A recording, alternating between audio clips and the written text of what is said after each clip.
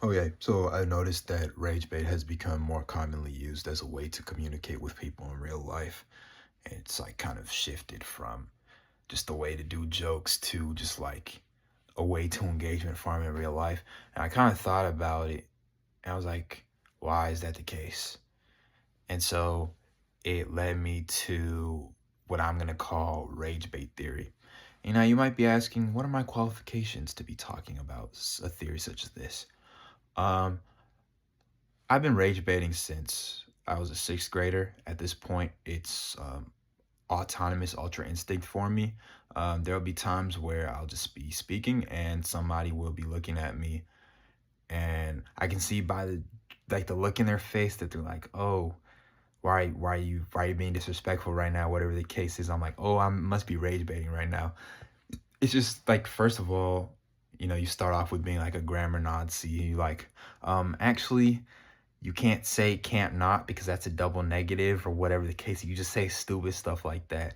And, over the years, you start to get used to it. But what I noticed was like around the time when rage bait started to be used, like a couple of years ago, I started noticing like a lot of my normal behaviors started to be classified as rage bait. I'm like, no, I'm not rage baiting. I'm just being Bengali. Like, that's not an issue.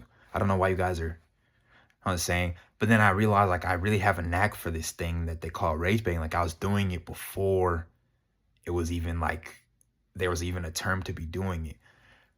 So that's my that's I've been sixth grade was how long ago? Like I got a doctorate. I almost have two doctorates probably in rage baitology. So I think I'm well qualified to speak about this.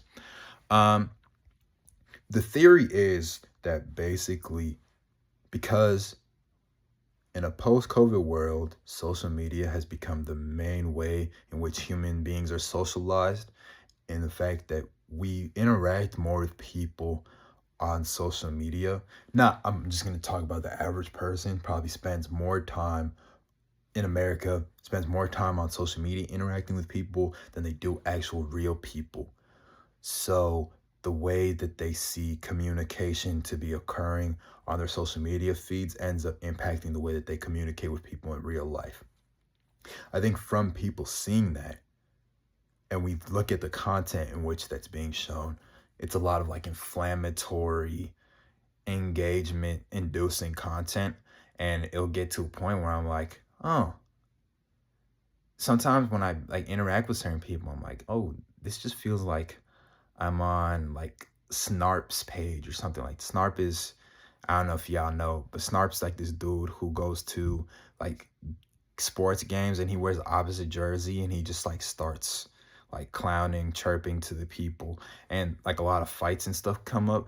And sometimes I'm just like, yo, like you're just sitting here like you're saying something inflammatory to get somebody to respond to you and like get something going, but it's like you don't actually believe what it is that you're saying. You're just doing it to do it.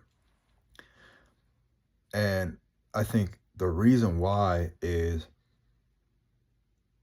I think a lot of people don't know how to engage with others, how to show interest in other people without trying to just like incite a reaction in the person. And in our efforts to connect with one another, we have to like incite some certain type of negative emotions from the other party in order to get like some level of like passion and interest within the conversation. Otherwise, it's a lot of just like scroll, or like dejected conversation. But if you say something inflammatory, then you're going to get somebody emotionally involved, and it turns into this like thing of, oh, okay, well, now at least I'm able to have a conversation. So I think sometimes people don't even do the rage bait because like they necessarily just want to rage bait. They want to have a conversation, but then it's like, what's the easiest way to have a conversation? What's a way that I've seen people have start conversations? It's through rage baiting. And I don't even think it's necessarily just rage baiting. I think there's multiple different ways. I mean, I guess this is a different type of rage baiting, but like saying something controversial. Like, who was I talking to? Yeah, I was having this conversation like at the end of the school year, and this one brother was talking about some depression isn't real. I looked at him, I said, "What? What you mean depression isn't real?" And then he was like explaining his reasoning. The whole table's like, "Yo, what are you talking about? Depression's definitely real." He's sitting there with the most smug look on his face, just like, he didn't actually even believe it. But it's like, like at least now we're gonna be able to look back and be like, remember when we had that conversation about whether depression was real or not? Like, I think ultimately, like, I'm not gonna say, oh, folks just needed a hug or whatever the case is, but sometimes it's just like people want to be able to connect with other people, but it's like you're gonna sit in silence until somebody says something controversial, and then now a conversation's able to be started off of that. Uh, I think what can happen though is then we're always kind of just trying to look for that rush in the conversation. It's like, oh, somebody's got to do something inflammatory. Somebody's got to do something suspicious. Somebody's got to do something inflammatory in order to incite a reaction. So it's like your interactions become just like, they kind of become a highlight reel where it's like, oh, we got to do something in order for the interaction to be worthwhile. When it's like, now, being able to just like sit there in silence and bask in each other's presence is a good thing. But sometimes it's like, oh, well, we got to have the same or higher dopamine rushes for the actual interaction for it to make sense. Otherwise, it's like, what are we doing here? Like, why can't I just be scrolling, whatever the case is? I don't know. I think it's because, and the reason why I've come up with this too is because I'm just like, I've seen a shift too where it's like, oh, everybody else is rage baiting. So it's just like, it makes me feel some type of way about when I'm doing it, even when I'm not doing it intentionally. Cause I'm like, this person probably just thinks like I'm trying to incite a reaction out of them, when it's like, no, this is actually my way of communicating. And now I feel like I've had to repivot the way that I communicate and speak to people. Cause it's like everything that I'm doing, when I ask questions, when I make people think, like that's being considered rage bait. It's like, no, I'm just making you think and you don't want to think. Like, understand like meta shift, whatever the case is, but I don't know, I kind of liked gatekeeping. I wouldn't say I was gatekeeping the rage baiting meta, but it was like that was my thing, that was me.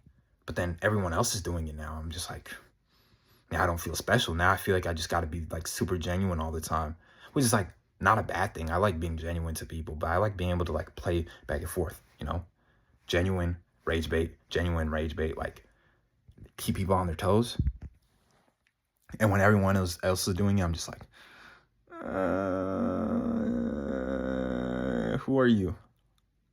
Like, I'm the alpha. I'm the OG. You guys shouldn't be doing that. But yeah, I just feel like rage bait's fine, but it's not my favorite way. I think too, a lot of people aren't good at rage baiting. Like, at least if you're gonna say something, like, I don't know, like, I feel like you gotta sell it a little bit. You gotta make it at least a little convincing. It's like, say your little crackpot theory, but actually have some evidence. Don't just say something inflammatory to say something inflammatory. I think that's my biggest issue with it. Because it's like, sometimes people will just say, oh, the sky's purple. It's like, no, it isn't. I can verify that. But if you like, oh, the sky's purple because everybody has different eyesight, whatever the case is, at least there's like a little bit of believability in that, if that makes sense. So I guess the point of me posting this is, if you're gonna rage bait, at least have it be somewhat logical. At least have there be like a little bit of an argument. Thank you for coming to my TED Talk. This has been Dr. Kaba signing out.